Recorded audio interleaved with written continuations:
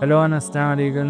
आज हम बात करने जा रहे हैं कि इंसान यहाँ पर क्यों आया और इसके बारे में अलग अलग सवाल।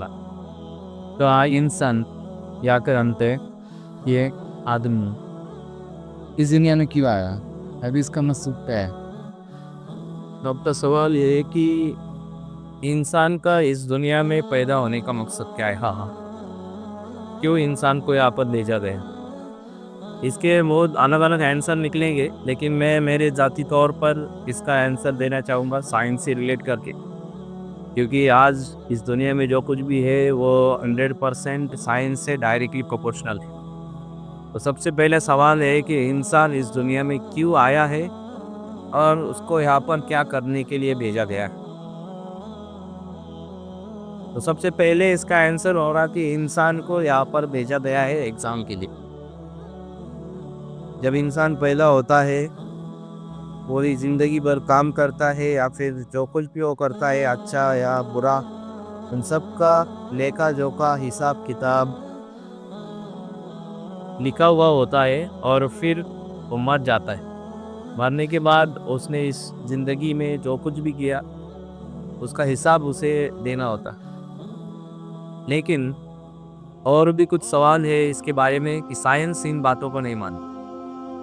साइंस के हिसाब से इंसान ऐसे ही पैदा हुआ है, ऑटोमेटिक जिसे हम कहेंगे। और ऑटोमेटिक पैदा कैसे हुआ कि कुछ आइटम्स बने, कुछ एलिमेंट्स बने, कार्बन, हाइड्रोजन, नाइट्रोजन, इससे क्रोमोसोम्स बने, डीएनए बने, आरएनए बने, और ऐसे ही सिंगल सेल बनी, सिंगल सेल की मल्टी सेल, और उससे कुछ जानवर बने अलग अलग, और उन जानवरों से हम इवॉल्व हो गए, हम बन गए। ये साइंस की थ्योरी है। लेकिन मुझे नहीं लगता कि यह असल मकसद है इंसान का पैदा होने का, कि इवोल्यूशन के ज़रिए इंसान पैदा हो गया और उसका कुछ भी मकसद नहीं। साइंस तो यही मानती है कि इंसान का पैदा होने का कोई मकसद नहीं, और बिना मकसद के कोई चीज़ नहीं बनाई जाती है, ऐसा मेरा मानना है। जब एक इंसान पैदा होता है तो उसे वो कब पैदा होगा ये पता नहीं, और पैदा होने के बाद वो कब मरेगा ये भी उसको पता नहीं होता कि उसकी मौत कब आएगी, और इन सब के बीच में वो क्या करेगा ये सब कुछ उसे पता नहीं। और बहुत से इंसान इस दुनिया में ऐसे हैं कि उनको पता ही नहीं है, या फिर ऐसा कोई क्वेश्चन नहीं आता उनके दिमाग में कि असल में हम पैदा क्यों हुए, हमें किसने पैदा किया, और हमें पैदा करने का मकसद क्या है। कुछ लोग होते हैं कि वो कहते हैं हम ऐसे ही पैदा हुए हैं एंजॉय करने के लिए, ज़िंदगी जीने के लिए। 60-70 साल की ज़िंदगी जीनी है, उसके बाद मर जाना है, ख़त्म हो जाएगा सब। तो ऐसा ही इंसान का मकसद होता कि पैदा हो गए, एंजॉय किया, 60-70 साल में कुछ अच्छा या कुछ बुरा किया और मर गए। तो मुझे ये लॉजिकल नहीं लगता है। कुछ तो मकसद होगा इंसान को इस दुनिया में भेजने। मेरे हिसाब से उसका आंसर क्या हो सकता है, मैं वही इस वीडियो में बताऊंगा कि इंसान को किसने पैदा किया, क्यों पैदा किया, इंसान का पैदा होने का मकसद क्या है, और इंसान का मरने के बाद क्या हो, और पैदा होने के पहले इंसान का क्या होता है। साइंस के हिसाब से देखा जाए तो इंसान पैदा होता है, बीच में जो कुछ प्रेजेंट पास्ट फ्यूचर हो जाता है उसका, और वो मर जाता है। लेकिन अगर बारीकी से ये तीन चीज़ें देखी जाए, इंसान के पास असल में ये तीन ही चीज़ें। जब वो पैदा होता है तो उसका फ्यूचर उसके पास होता है कि फ्यूचर में वो क्या करे, और उम्मीदें होती है, उसे पता नहीं होता कि फ्यूचर में क्या होगा। जब कुछ साल गुजर जाते हैं प्रेजेंट में, तो उसका पास्ट भी अपने आप ही तैयार हो जाता है। तो इंसान दो ही बातें कर सकता है, एक तो फ्यूचर के बारे में सोच सकता है, या फिर पास्ट जो हुआ है उसके बारे में सोच सकता है। ये दो चीज़ों के अलावा इंसान के पास और एक चीज़ है जो है प्रेजेंट, तो वो जी रहा है अभी। इसके अलावा उसे कुछ भी पता नहीं कि उसे क्यों भेजा गया है, क्यों वो इस दुनिया में आया है, और उसे कहाँ जाना है। तो इस मकसद को जानने के लिए ही हम ये वीडियो बनाए। मेरे हिसाब से इंसान को इस दुनिया में एक टाइम लिमिट के अंदर बाउंड करके भेजा गया है, जिसकी हर एक हरकत पर किसी की नज़र है। वो क्या कर रहा है, वो अच्छा कर रहा है या बुरा कर रहा है, वो कब पैदा होना चाहिए, उसके साथ कौन मिलना चाहिए, वो किस घर में पैदा होना चाहिए, वो किस कंट्री में किस जगह पर पैदा होना चाहिए, ये ऑलरेडी सब कुछ इंसान के लिए फिक्स है। साइंस के हिसाब से जिसने भी इंसान को पैदा किया और जो भी इंसान को कंट्रोल करता है वो एक इन्फिनाइट एनर्जी, ऐसी इन्फिनाइट एनर्जी जो एक छोटे से मच्छर के पैर पे भी उसका दया है और इंसान के एक एक बाल पर भी उसका दया है। कुछ लोग कहेंगे कि वो एनर्जी इन्फिनाइट है और उसको इतने सारे हज़ारों लाखों लोग हैं, हज़ारों लाखों ऑर्गेनिज्म इस दुनिया में है, तो उसके एक एक बाल पर कैसे ध्यान रख सकती है कोई एनर्जी। तो मैं इसके लिए एक मिसाल देना चाहूँगा कि एक पूरा समंदर है और उस समंदर में अगर आप एक अपनी उंगली डुबोते और डुबोने के बाद इसको जो पानी लगता है उस उंगली को,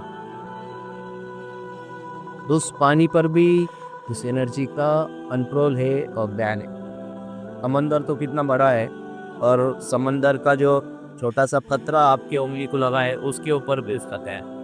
तो आप लोग तो इंसान है, आपके कुछ ही इंसान है, कुछ ही आपके बाल है, कुछ ही बाकी के ऑर्गेनिज्म है। तो अगर हम असल हमारे क्वेश्चन की तरफ आए कि इंसान को इस दुनिया में पैदा क्यों किया गया है, तो मैं इसको अलग अलग इसके डेफिनेशन बनाऊंगा और अलग अलग तरीके से इसको कैटेगराइज करूंगा।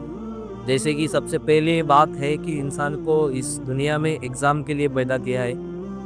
वो एग्ज़ाम लेने वाली जो एनर्जी है उसको अलग अलग धर्म में, अलग अलग जो पल थे इस दुनिया में, अलग अलग जाति है, उसमें अलग अलग नामों से पुकारा जाता है उस एनर्जी को।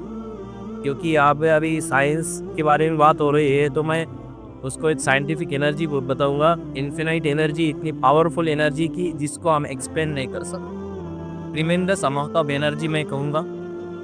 अलग अलग धर्म में, अलग अलग जाति में उसका अलग अलग नाम है, उसके बारे में भी हम आगे डिस्कस करेंगे। सबसे पहले मैं बताना चाहूँगा कि एग्ज़ाम, कैसी एग्ज़ाम और कौन सी एग्ज़ाम, किस तरीके के एग्ज़ाम।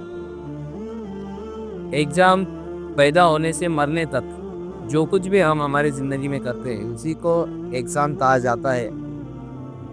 अगर आप देखें पैदा होने के बाद आपको इस ज़िंदगी में, इस लाइफ में ज़िंदा रहने के लिए, इस दुनिया में ज़िंदा रहने के लिए जिद्दोजहद करनी पड़ती है। आपको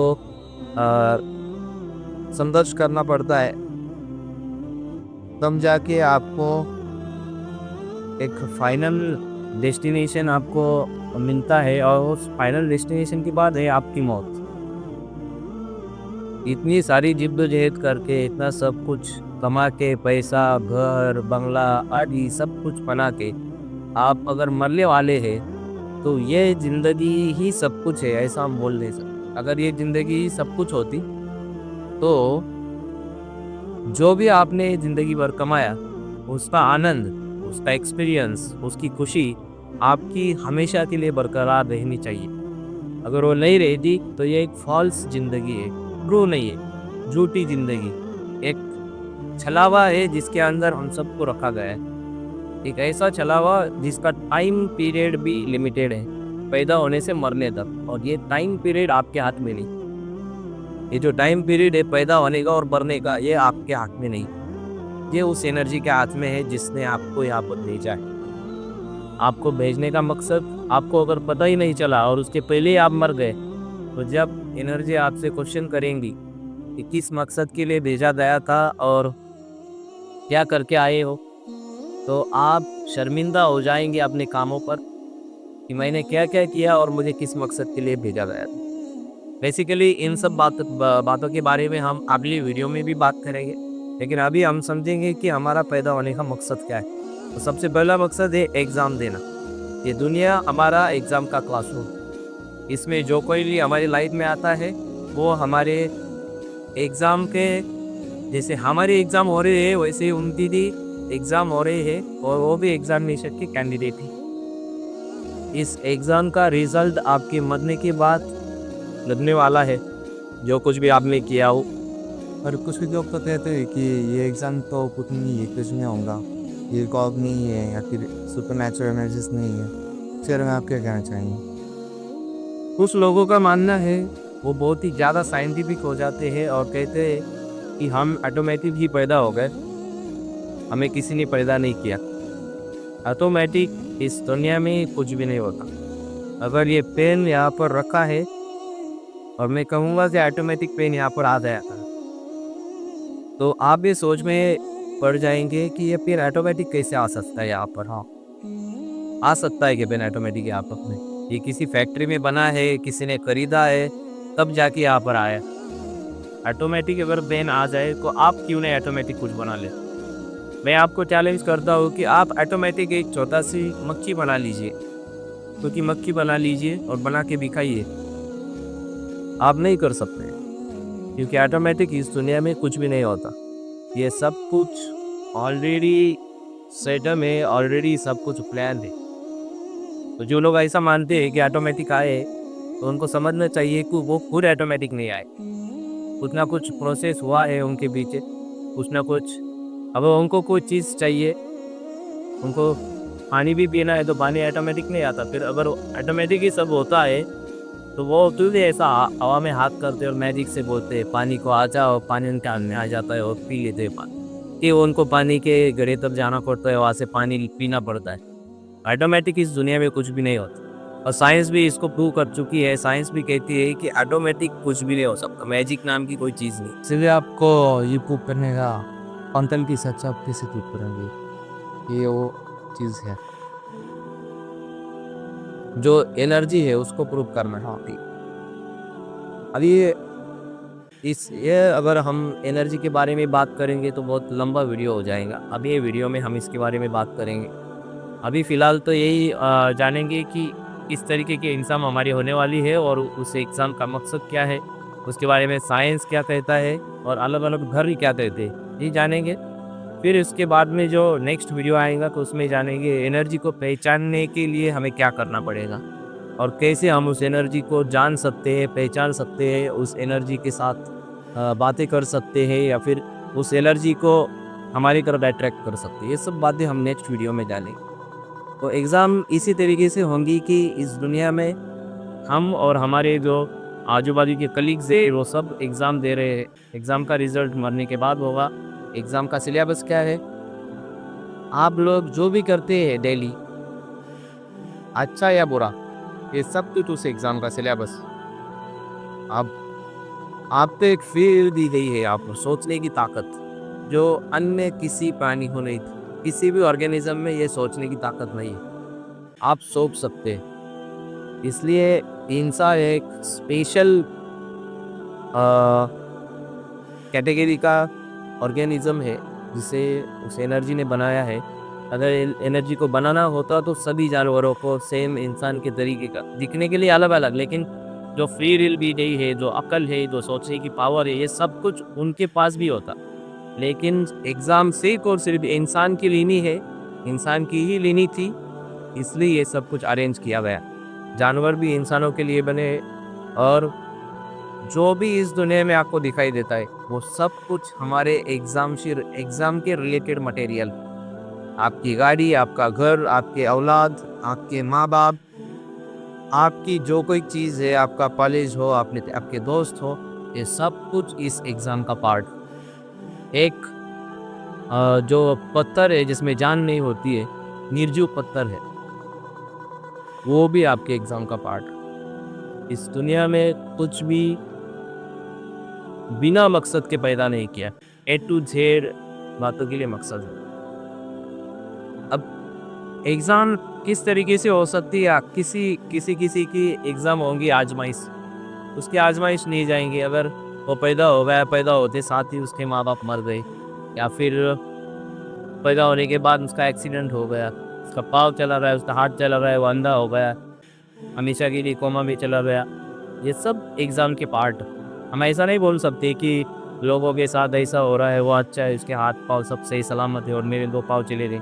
ये आपके एग्ज़ाम का पार्ट और उसका बदला आपको मिलने वाला है मरने के बाद। उसके पहले जो भी आज़माइश होंगी, आपका बेटा का अच्छा खासा कॉलेज में जा रहा था या फिर कोई नौकरी में था, पैसा कमा रहा था और अचानक से उसकी डेथ हो गई एक्सीडेंट में, ये भी उस एग्ज़ाम का पार्ट है।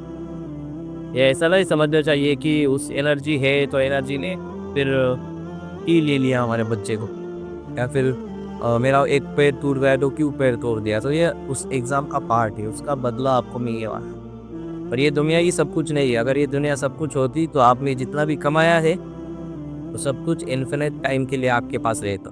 जो भी आपने घर बनाया, उस घर में रहने के लिए आपको पता नहीं आप कितने दिन उस घर में रहे, 1 मिनट, 2 मिनट या 4 साल, 10 साल, 20 साल, आपको नहीं पता।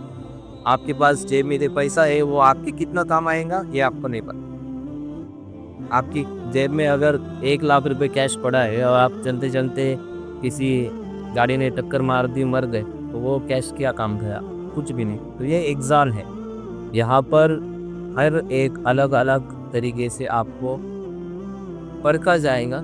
ये फ़र्क ही के एग्ज़ाम है, आपको नीचे आपका निकाला जाएगा कि ये इंसान कैसा है, किस तरीके का है। अब इसका एग्ज़ाम लेने का मकसद क्या है कि एग्ज़ाम में जो पास होगा और उसके लिए बहुत बड़ा लीक है, जो नेक्स्ट वीडियो में हम उसके बारे में बात करेंगे। और जो इस एग्ज़ाम में फ़ेल होगा उसके लिए बहुत खतरनाक या उसके लिए बहुत भयानक दर्द है, भयानक सज़ा है, उसके बारे में भी हम नेक्स्ट वीडियो में बात करेंगे।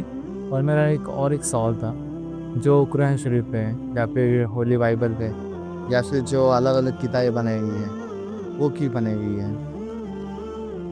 तो अभी जो फर्स्ट क्वेश्चन था हमारा कि इंसान को पैदा क्यों किया गया, उसके बारे में मैंने मेरे खुद का जवाब दिया।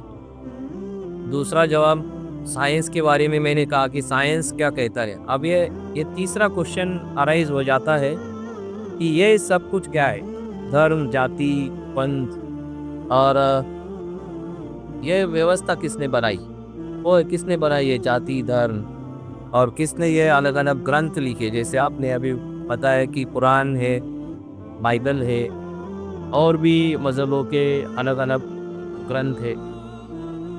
तो ये ग्रंथ जो है, इसमें के कुछ ग्रंथ जो है जो इंसानों ने बनाए और कुछ ग्रंथ हमें मैसेज के तौर पर उस एनर्जी ने डायरेक्शन दिखाने के लिए दिए। जो इंसानी लिखावट के ग्रंथ है वो भी है इस दुनिया में, उसको भी कुछ लोग फॉलो करते हैं। और जो डायरेक्ट मैसेंजर के द्वारा भेजे गए, जैसे कि बाइबल जो है वो एक मैसेज है, गॉड का मैसेज कहेंगे हम बाइबल के लिए। गॉड का मैसेज है इस दुनिया के लोगों के लिए। और कुरान जो है वो अल्लाह का मैसेज है इस दुनिया के लोगों के लिए।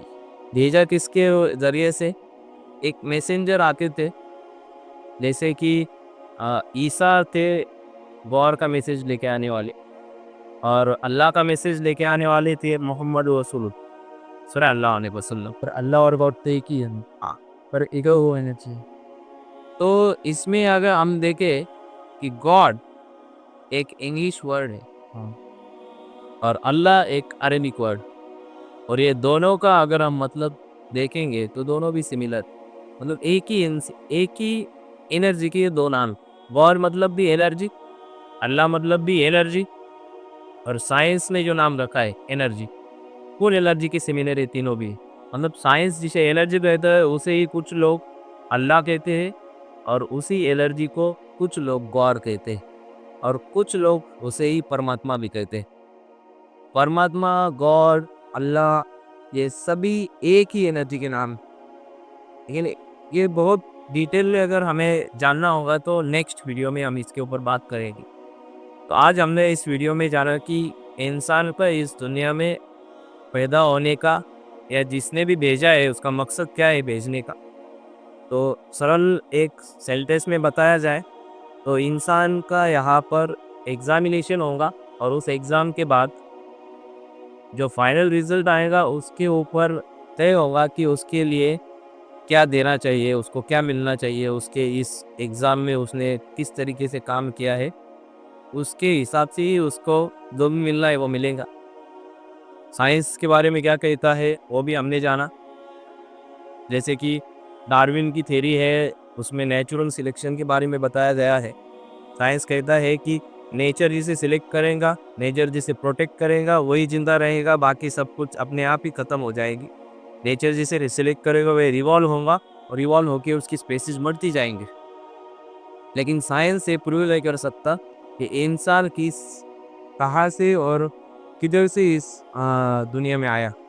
साइंस तो यही देगा कि कुछ ऑर्गेनिज्म थे, कुछ एनिमल्स थे, उनका इवोल्यूशन हुआ और इवोल्यूशन होकर इंसान बना। तो मेरे भी कुछ सवाल है आप लोगों से कि अगर साइंस के हिसाब से ऑर्गेनिज्म से हम इवॉल्व होके बने हैं तो बाकी भी ऑर्गेनिज्म इवॉल्व होने चाहिए और इंसान के लेवल के बनने चाहिए। इंसान की जैसे दिखनी चाहिए थी ये नहीं, लेकिन इंसान की लेवल में ही उनकी thinking power, will power, ability of thinking, ये सब कुछ उनके अंदर होना चाहिए। साइंस के हिसाब से अगर हम ऑर्गेनिज्म से इवॉल्व होके बने हैं तो उनके डीएनए और हमारे डीएनए में मैच होना चाहिए। उनके क्रोमोसोम और हमारे क्रोमोसोम में कुछ तो सिमिलरिटीज मिलनी चाहिए। क्रोमोसोम के बारे में बात करें तो इंसान के अंदर 46 क्रोमोसोम है और पोटैटो बटाटा जो होता है, पोटैटो हम बोलते हैं, उसमें 48 क्रोमोसोम। अब एक क्रोमोसोम का डिफरेंस है, अगर गलती हो जाती नेचर में तो हम तो सब इंसान नहीं होते, हम तो पोटैटो होते। और कुछ पोटैटो इंसान क्यों नहीं होते, ये मेरा आपसे सवाल। फिर है कुछ मिस्टेक हो जाती है और कुछ पोटैटो अपने आप ही पोटैटो के झाड़ पे इंसान आने लग जाए और इंसानों को इंसान कन्वर्ट हो जाए पोटैटो में क्रोमोसोम की वजह से। तो ऐसा क्यों नहीं होता, ये आप कमेंट में बताइए। आगे और कुछ सवाल है तो आप कमेंट में पूछ सकते हैं, हम आगे आगे की वीडियो में डिस्कस करेंगे। आगे की वीडियो में हम इसको डिटेल में पढ़ेंगे कि